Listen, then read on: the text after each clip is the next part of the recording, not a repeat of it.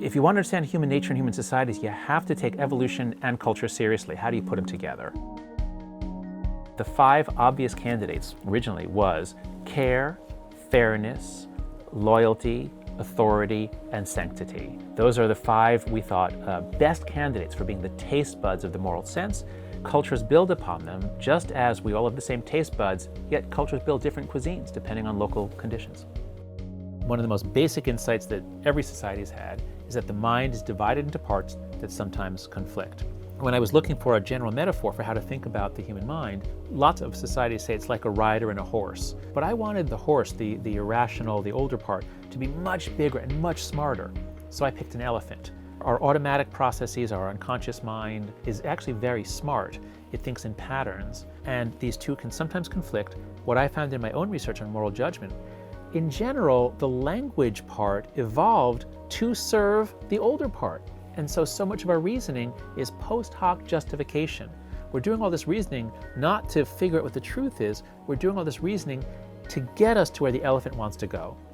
The mind is very good at narrative and story. All over the world, people tell stories. This is how we raise children. It's very hard to persuade people by giving them facts, proof, evidence, logic.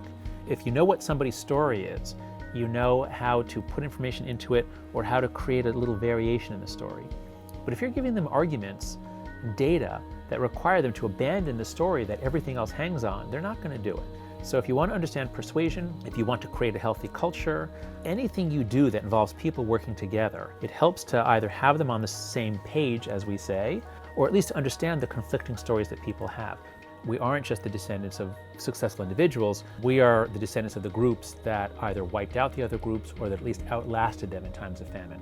The great innovation of humans was this ability to cooperate in groups. We form groups at the drop of a hat, but we don't have to live in groups. In times of peace and prosperity, our groups matter less and we become more individualistic. So depending on the times and the politicians and scarcity, our tribalism can either be calmed down, as it is in some of the great times of cultural flourishing, or it can be ramped up, as in times of great conflict.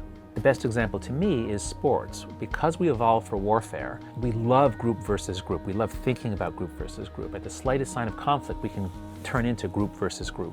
So I think that if we were to evolve ways of living that didn't let us do anything team versus team, we'd be deeply unsatisfied. We'd be attracted to political movements that say, we're the good people, they're the bad people, let's fight them. And oh wait, actually, that's our politics today.